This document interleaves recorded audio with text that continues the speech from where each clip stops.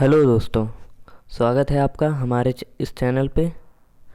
आज मैं आप सभी लोगों के लिए पॉलिटी का एक बहुत ही प्रचलित टॉपिक लेकर आया हूँ, जो कि हमारे सभी वनडे एग्ज़ाम्स और टू डे एग्ज़ाम्स यानी कि प्री और मेंस वाले एग्ज़ाम्स के लिए बहुत ही इम्पॉर्टेंट है, जिसका नाम है लोकल सेल्फ गवर्नेंस यानी कि स्थानीय स्वशासन।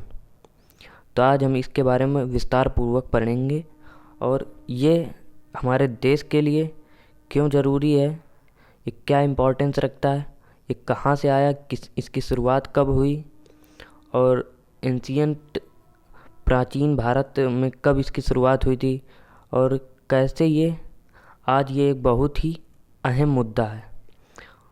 तो चलिए शुरू करते हैं। लोकल सेल्फ गवर्नेंस यानी कि स्थानीय स्वशासन, और इसी में आती है उसकी मेन यूनिट जो कि पंचायती राज सिस्टम। तो आज हम इसी के बारे में पढ़ेंगे। तो जैसा कि हम लोग देख रहे हैं और जैसा कि ये इंग्लिश में लिखा हुआ है, तो मैं आप लोगों को हिंदी में सब कुछ बताता जाऊंगा और आपके लिए एक तरीके से ये नोट्स है। तो आप लोग अपने मन से चाहे नोट्स बना लीजिए, चाहे इसी से देखकर आप लोग नोट कर लीजिएगा। तो जैसा कि हम लोग जानते हैं स्थानीय स्वशासन, अब भारत में अगर इसकी बात करें तो स्थानीय स्वशासन का जनक लॉर्ड रिपन को माना जाता है। तो लॉर्ड रिपन के ही दौरान स्थानीय स्वशासन प्रचलित हुआ अपने भारत देश में। वो भी कब, ये मैं आधुनिक समय की बात कर रहा हूँ। लेकिन अब हमें इसके साक्ष्य कब मिलते हैं? ऋग्वेद समय में मिलते हैं। ऋग्वेद में। और स्थानीय स्वशासन से सबसे मजबूत जो किंगडम था, साम्राज्य था, वो चोला का एम्पायर था। चोला के किंगडम सबसे ज़्यादा स्थानीय स्वशासन से मजबूत था। और ये किसके अभिलेख में मिलता है? ये उरुवेला के अभिलेख में मिलता है। पारंथक फर्स्ट, आप लोग ये नाम लिख लीजिएगा, पारंथक फर्स्ट, इनके उरुवेला इंस्क्रिप्शन में मिलता है। ये एक चोल साम्राज्य के पावरफुल रूलर थे और उन्हीं के साम्राज्य में ये उरुवेला इंस्क्रिप्शन था, उरुवेला अभिलेख। उसी से हमें इसके लोकल सेल्फ गवर्नेंस के साक्ष्य मिलते हैं। तो आपका एक पॉइंट तो ये होगा कि कहाँ से मिला। अब भारत सरकार में कैसे आया? तो 1935 एक्ट के तहत, इंडियन कॉन्स्टिट्यूशन एक्ट 1935 के तहत ये राज्य सूची में इसको दर्जा दिया गया है। ये स्टेट लिस्ट में आता है, ना कि कॉन्करेंट लिस्ट, ना ही यूनियन लिस्ट। इसका दर्जा किस में है? State list. तो ये भी एक बहुत ही इम्पॉर्टेंट पॉइंट है, ये स्टेट लिस्ट में आता है। तो ये आपका सेकंड पॉइंट हो गया। आप लोगों को ऐसे ही याद करते हुए ऐसे ही क्वेश्चन पूछे जाते हैं कि ये कौन सी लिस्ट में आता है, संघ यूनियन लिस्ट यानी कि संघ सूची में, कि कॉमन लिस्ट यानी या स्टेट लिस्ट। तो आपको ऑप्शन स्टेट लिस्ट पे लगा के आना है, ठीक है। और ये ज़रूरी क्यों पड़ा हमें, तो इसके बारे में ये भी जान लीजिए। ये एक डिसेंट्रलाइज्ड प्रोसेस है। लोकल सेल्फ गवर्नेंस एक डिसेंट्रलाइज्ड प्रोसेस है, यानी कि भारत में पावर जो है, सबसे मेन पावर है यूनियन गवर्नमेंट के पास। यूनियन गवर्नमेंट में इस पावर का हेड कौन होता है? तो सब जितनी भी पावर होती है सब जाकर प्रेसिडेंट पर ही ख़त्म हो जाती है। तो प्रेसिडेंट हेड होता है इस पावर का। प्रेसिडेंट किसके एडवाइजरी पे काम करता है? प्राइम मिनिस्टर और उसके काउंसिल ऑफ मिनिस्टर के। तो ये हमारी यूनियन गवर्नमेंट की बात आ गई। अब यूनियन के बाद आती है स्टेट गवर्नमेंट, और स्टेट गवर्नमेंट के साथ बाद आती है हमारी विलेज गवर्नमेंट। अब विलेज में, या यूँ कहें कि हम डिस्ट्रिक्ट लेवल पे आते हैं। डिस्ट्रिक्ट लेवल पे जैसे ही आए, ये डिस्ट्रिक्ट लेवल क्या हो गया? एक तरीके से लोकल लेवल हो गया। अब ये लोकल लेवल की हमें ज़रूरत क्यों पड़ी? अब कोई भी सरकार होगी, वो बनाई कहाँ तक गई है? वो एक यूनियन लेवल पर बनाई गई है और स्टेट लेवल पर। इलेक्शन होते हैं, एक यूनियन लेवल पर होता है, एक स्टेट लेवल पे।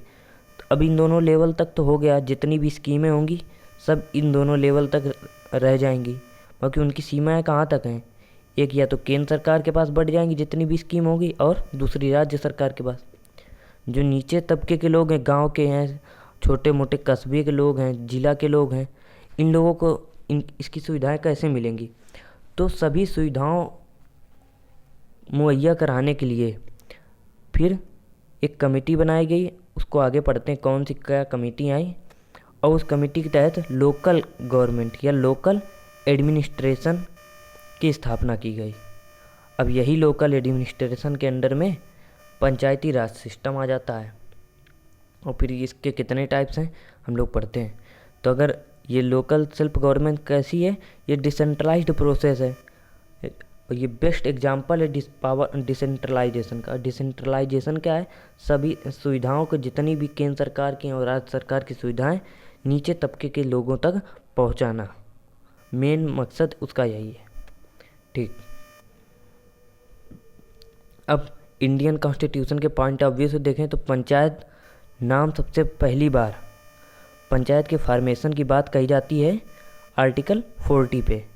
आर्टिकल 40 पे सबसे पहले पंचायत की बात कही जाती है कि राज्य सरकार का ये कर्तव्य है कि वो पंचायत फॉर्म करे, विलेज पंचायत का के गठन करे। अब ये किसके तहत? ये DPSP, directive principle of state policy. अब आप इससे ये जान लीजिए directive principle of state policy कहाँ से लिए गए हैं? आयरलैंड से। ठीक, अब ये कौन से उसमें आते हैं भाग में? पार्ट 4। इस DPSP कहाँ से कहाँ तक हैं? Article 36 to article 51। तो आपको ये सब याद करते हुए चलना है। तो DPSP के तहत आर्टिकल 40 में ये बात कही गई कि पंचायती राज का गठन होगा, पंचायत विलेज पंचायत का गठन होगा। ठीक, अब इसमें केवल इतनी ही बात कही गई और उसके बारे में कुछ भी नहीं बताया गया। फिर हम लोग जब और आगे अपना इंडियन कॉन्स्टिट्यूशन खंगालते हैं, पढ़ते हैं, तो उसकी बात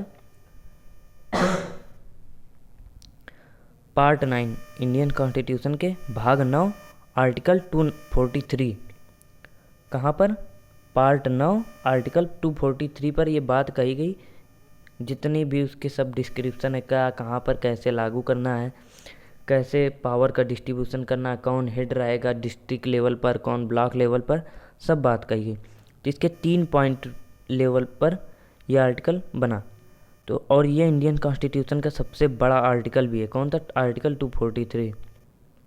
तो पार्ट 9 ऑफ आर्टिकल 243A से लेकर 243O तक पहले इसके बारे में वर्णन किया गया। किसके बारे में? विलेज पंचायत के बारे में। आप लोग ये देख लीजिएगा, विलेज पंचायत के बारे में part 9 article 243A to O तक विलेज पंचायत। फिर शहरी निकायों के बारे में, अर्बन सोसाइटी के बारे में part 9A article 243P to 243ZG तक कहा गया, उसमें इसके बारे में है। और फिर कोऑपरेटिव सोसाइटी, सहकारिता निकाय, अब इसके बारे में पार्ट 9B आर्टिकल 243ZH से लेकर 243ZT तक कहा गया है। अब आप ये चीज़ नोट कर लीजिएगा, भारत में पहली बार सहकारिता मंत्रालय बनाया गया है। भारत सरकार ने सबसे अभी पहली बार हाल ही में सहकारिता मंत्रालय बनाया, जिसके हेड हैं अमित शाह, मतलब कि जिसके मिनिस्टर हैं अमित शाह इस समय। और ये सबसे पहली बार अभी इंडिया में ये बनाया गया है सहकारिता मंत्रालय। ये एग्ज़ाम में पूछा जा सकता है। ठीक, अब कौन कौन सी कमेटी आई हैं पंचायती राज का गठन करने के लिए, ये बनाई गई थी, किनकी क्या रिपोर्ट थी, तो हम लोग पढ़ लेते हैं। तो सबसे पहले आती है one of the most famous Balwant Rai Mehta committee, जो कि 1957 में सबसे पहली बार यही आई थी। और सबसे बेस्ट कमेटी और सबसे बेस्ट वे में इसी ने एक्सप्लेन किया था, और यही लगभग पूरे देश में यही कमेटी के थ्रू जो पंचायती राज सिस्टम है लीड की जा रही है। फिर आई Ashok Mehta committee, GVK Rao Mehta committee, और लक्ष्मीमल सिंघवी कमेटी, और PK थुंगलू और प्रोफेसर गॉडगिल, ये कमेटीज़ आई हैं। तो आपको शुरुआत की 4 केवल याद रखनी है, क्योंकि ऑर्डर पूछ लेता है एग्जाम में। सबसे पहले बलवंत राय कमेटी, ये 3 टीयर कमेटी थी। बाकी इसमें 3 टीयर में पंचायत का गठन करना था, एक विलेज लेवल पे, ब्लॉक लेवल पे और डिस्ट्रिक्ट लेवल पे। अशोक मेहता कमेटी आई, उसने केवल कहा कि केवल विलेज लेवल पर और डिस्ट्रिक्ट लेवल पे, ब्लॉक लेवल का स्तर ही हटा दिया। और GVK राव, इन्होंने फाइनेंशियल इंक्लूजन मतलब कि वित्तीय समावेशन का अधिकार दिया, कि मतलब कि कैसे जितना भी मनी रिलेटेड बिल है और कि पंचायत राज में जितनी भी स्कीमें कैसे हर एक लेवल तक पहुंचाना है, तो ये इस कमेटी में बात कही गई। और लक्ष्मीमल सिंघवी कमेटी इसलिए फेमस है क्योंकि इसने कॉन्स्टिट्यूशनल अधिकार दिलाया इसी ने पंचायती राज को। तो आप लोग बस ये याद कर लीजिए, 1957, 1970, 1985, 1986, बस। अब हम लोग जो भी पढ़ते हैं सब बलवंत राय मेहता कमेटी के थ्रू पढ़ते हैं। चलिए देखते हैं। तो 3 टीयर पंचायत बनाएगी बलवंत राय मेहता में, ग्राम लेवल पे ग्राम पंचायत, ब्लॉक लेवल पे ब्लॉक पंचायत, डिस्ट्रिक्ट लेवल पर डिस्ट्रिक्ट पंचायत। ठीक, अब ये क्वेश्चन आ जाता कि सबसे पहली बार कौन से ज़िले में कहाँ पर पंचायती राज सिस्टम शुरू हुआ। तो सबसे पहले 2 अक्टूबर आपको याद रहेगा, गांधी जयंती होती है, लाल बहादुर शास्त्री जी की भी जयंती होती, तो ये इससे याद कर लेंगे। वो भी कब, 1959। अब इनकी रिपोर्ट कब आई थी, 1957 में रिपोर्ट आई थी, और लगा कब दिया गया था, 1959 में। इनकी रिपोर्ट के 2 साल बाद इसको इम्प्लीमेंट कर दिया है। कहाँ से शुरुआत हुई इसकी, कौन से स्टेट से, राजस्थान के नागौर ज़िले से, ये आपको याद करते हुए चलना, राजस्थान के नागौर ज़िले से। और दूसरा कौन सा स्टेट था, तो दूसरा बस स्टेट जान लीजिए, आंध्र प्रदेश। कब, 9 दिन बाद उसके 11 अक्टूबर 1959 में ही आंध्र प्रदेश में लागू कर दी गई थी। अब ठीक, अब मैंने बताया कि GVK राव कमेटी थी जिसने फाइनेंशियल इंक्लूजन का राइट दिलाया इसको, और कॉन्स्टिट्यूशनल राइट किसने दिलाया, तो ये कॉन्स्टिट्यूशनल राइट आपको लक्ष्मीमल सिंघवी कमेटी के थ्रू पंचायती राज सिस्टम को कॉन्स्टिट्यूशनल राइट मिला। तो ये कौन से उसके अमेंडमेंट के थ्रू, 73rd कॉन्स्टिट्यूशनल अमेंडमेंट आया, वो भी कब, 1992 में, जिसके थ्रू 11वीं सूची बनाई गई और उसमें इसको 11वीं सूची फॉर्म की गई इंडियन कॉन्स्टिट्यूशन में, और उसी में पंचायती राज सिस्टम को एक कॉन्स्टिट्यूशनल अधिकार दिया गया, जिसके तहत आप लोग ये भी जान लीजिए 29 विषयों में इसको फाइनेंशियल इंक्लूजन का राइट दिया गया, वित्तीय समावेशन, जिसमें बहुत ही अलग अलग प्रकार की स्कीमें आ जाती हैं, जिसमें एक तरीके से फाइनेंस रिलेटेड अवेयरनेस फैलाना होता है एक तरीके से लोगों के बीच में। जैसे इसका बेस्ट एग्जांपल हो जाता है जनधन योजना। भारत सरकार की जो जनधन योजना है फाइनेंशियल इंक्लूजन की सबसे बेस्ट एग्जांपल है। लोगों के पास एक्सेस हो गया कि हाँ, वो लोग भी अपने बैंक तक जा सकते हैं, उन लोगों को भी थोड़ा जानकारी हो गई कि अपने रुपए को किस प्रकार से रखना है, कि वो लोग भी एक तरीके से जुड़ गए हैं सब लोग सरकार से, और जितनी भी गवर्नमेंट की स्कीम होंगी तो डायरेक्ट उनके बैंक अकाउंट में आ जाएंगी, उनको पता चल जाएगा स्कीम कोई भी थ्रू, पेंशन हो गई, कुछ भी हो गया, तो सब लोग इससे अटैच्ड हो गए। इसी से रिलेटेड 29 सब्जेक्ट्स बनाए गए जो कि 11वीं सूची में, और कौन से अमेंडमेंट के थ्रू, 73rd कॉन्स्टिट्यूशनल अमेंडमेंट, वो भी कब आया था, 1992 में। आगे देखते हैं हम लोग, ऑर्गेनाइजेशन ऑफ पंचायती सिस्टम का गठन हुआ था। तब इसमें अब भाई सब जगह बनाए गए, तब कौन कहाँ का हेड है तो ये भी तो डिसाइड करना था। तो अब हम लोग उसके बारे में जानेंगे। ग्राम सभा बनाएगी। अब ग्राम सभा में हेड कौन होता है, प्रधान होगा। तो उसमें साफ सीधी बात कही गई, ग्राम सभा का हेड प्रधान होगा, और इसकी हेल्प करने के लिए कौन होंगे, वार्ड मेंबर होंगे। वार्ड मेंबर की मिनिमम संख्या 9 दी गई है। ये उत्तर प्रदेश की मैं बात कर रहा हूँ, ये मैं उत्तर प्रदेश के पॉइंट ऑफ व्यू से बात कर रहा हूँ कि अभी रिसेंटली में अपडेट आया है उत्तर प्रदेश में कि अब मिनिमम संख्या वार्ड की 9 हो गई है और मैक्सिमम 15। तो 9 से 15 वार्ड मेंबर होंगे, और ये अपनी स्टेट वाइज बदलती रहती है। तो मैं अभी उत्तर प्रदेश के बारे में बात कर रहा हूँ, तो 9 से 15 है वार्ड मेंबर।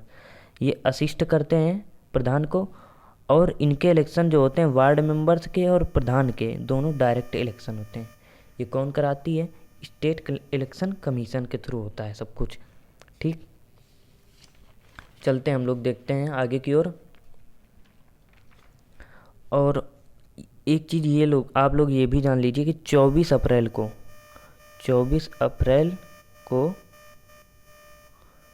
पंचायती राज दिवस मनाया जाता है। पंचायती राज दिवस कब मनाया जाता है? 24 अप्रैल को। हर साल 24 अप्रैल को पंचायती राज दिवस मनाया जाता है। ठीक, अब चलते हैं। ग्राम सभा हो गई, मतलब ग्राम लेवल पर हो गई। अब ब्लॉक पंचायत में ब्लॉक का हेड कौन होता है? ब्लॉक पंचायत का अध्यक्ष होता है। ठीक, और उसको कौन असिस्ट करते हैं? BDC members. बीडीसी के तो इलेक्शन डायरेक्ट होते हैं, लेकिन जो उसका अध्यक्ष होता है ये बीडीसी के मेंबर्स ही चुनते हैं इनके थ्रू इनडायरेक्ट इलेक्शन। जैसे एक तरीके से प्रेसिडेंट के इलेक्शन जो होता है इनडायरेक्ट इलेक्शन होता है, बाकी जितने भी नॉमिनेटेड मेंबर हैं, इलेक्टेड मेंबर्स हो गए हैं, उनमें से सिलेक्टेड मेंबर्स के थ्रू वोटिंग होती है, फिर प्रेसिडेंट बनाए जाते हैं। इसी प्रोसेस के थ्रू ब्लॉक पंचायत का अध्यक्ष बनता है। ठीक, अब चलते हैं डिस्ट्रिक्ट पंचायत में। डिस्ट्रिक्ट पंचायत का हेड कौन होता है? अध्यक्ष होता है। ठीक, अब इसके इलेक्शन कैसे होते हैं? इसके भी इलेक्शन इनडायरेक्ट होते हैं। ठीक, और मेंबर्स कौन कौन होते हैं इसके? पार्षद। मेंबर्स को हम लोग एक तरीके से पार्षद कहते हैं, लेकिन पार्षद का जो इलेक्शन होता है ये डायरेक्ट इलेक्शन होता है। ठीक, तो ये इस बात पर आप लोग स्पेसिफिक होकर रहिएगा। Note, election of panchayat done by state election commission. Election कौन गठित करवाएगा? State election commission. इसमें नेशनल लेवल पर जो इलेक्शन कमीशन ऑफ इंडिया है उसका कोई रोल नहीं है। तो आप लोग ये स्पेसिफिक हो के रहिएगा कि राज्य सरकार की जो चुनाव आयोग है केवल उसी का रोल होता है इसमें चुनाव में। अब इसके इम्पॉर्टेंट फैक्ट देख लीजिए। 33% सीट किसके लिए रिजर्व की गई? वुमेन के लिए। और कैटेगरी बेसिस पर भी कुछ जातियों के लिए भी आरक्षण प्रदान किया गया इसके इलेक्शन में। अब स्टेट फाइनेंस कमीशन का गठन भी इसमें पंचायती राज सिस्टम में होता है। तो कहा गया कि स्टेट फाइनेंस कमीशन का भी गठन किया जाएगा। कौन से आर्टिकल के through? Article 243I। Article 243I में बताया गया है कि स्टेट फाइनेंस कमीशन कि राज्य वित्तीय आयोग का गठन किया जाएगा, जो कि राज्य के राज्यपाल के द्वारा हेड किया जाएगा। अब इसका गठन क्यों होगा?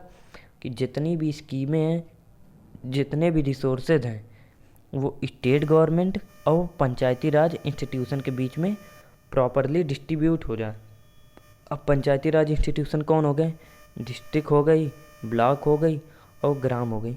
इन तीनों लेवल पर जो वित्तीय आयोग, राज्य का वित्तीय आयोग है, वो बनाया गया कि जितना भी राज्य का रिसोर्स है और जितनी भी स्कीमें हैं सब बराबर तरीके से बांटी जाएं। ये है।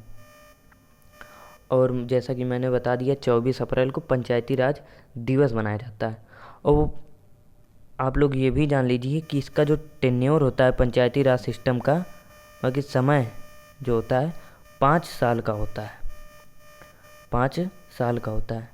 और एक बात जान लीजिए कि अगर इसी 5 साल में किसी भी मेंबर की मृत्यु हो जाती है या अध्यक्ष की मृत्यु हो गई, वार्ड मेंबर किसी की भी मृत्यु हो गई, तो ये डिस्ट्रिक्ट मजिस्ट्रेट के पास अधिकार है कि अगर उसके पास 6 महीने से ज़्यादा समय बचा हुआ है, 6 महीने से ज़्यादा समय, तो वो इलेक्शन अपने स्तर पर कंडक्ट कराएगा बाकायदा एकदम निष्पक्ष रूप से, और उस सीट को फिल करेगा। उस सीट पर जो जीतेगा कैंडिडेट उस सीट के लिए उसको वहाँ पर बैठा लेगा। तो ये किसके लेवल पर आ जाता है? ये डीएम, एक जिला अधिकारी। ठीक, लेकिन अगर 6 महीने से कम का समय है तो डीएम अक्सर यही करता है कि वो अपने लेवल पर उसको देख लेता है और उसकी सीट नहीं भरी जाती। ऐसा क्यों? अब ऐसा इसलिए ताकि 6 महीने बाद फिर से इलेक्शन होंगे। अब फिर से इलेक्शन होने की वजह से फिर से रुपए लगेगा, फिर से व्यवस्था बैठा ली जाएगी, कमेटी बैठेंगी, बहुत सारी प्रोसेस होती हैं जिसकी वजह से राज्य सरकार का बहुत पैसा खर्चा हो जाएगा। इसलिए 6 महीने का अगर कम समय होता है तो वो सीट को वैकेंट ही रहने देता है, खाली ही छोड़ देता है। इसलिए ये ज़रूरी है कि 6 महीने से ज़्यादा समय है तो वो कंडक्ट करा देता है अपने लेवल पर। और पंचायती राज सिस्टम से आपके लिए बस इतना ही, इससे बाहर आपका 1% नहीं आना है जहाँ तक मैं जान रहा हूँ। तो इसलिए आप लोग हमारे साथ बने रहिए और आपके लिए अलग अलग टॉपिक्स मैं समय समय पर लेता आऊँगा। ये आपके सभी एग्ज़ाम्स के लिए बहुत ही इम्पॉर्टेंट है ये टॉपिक। तो चलिए आज के लिए बस इतना ही। Thank you, have a nice day.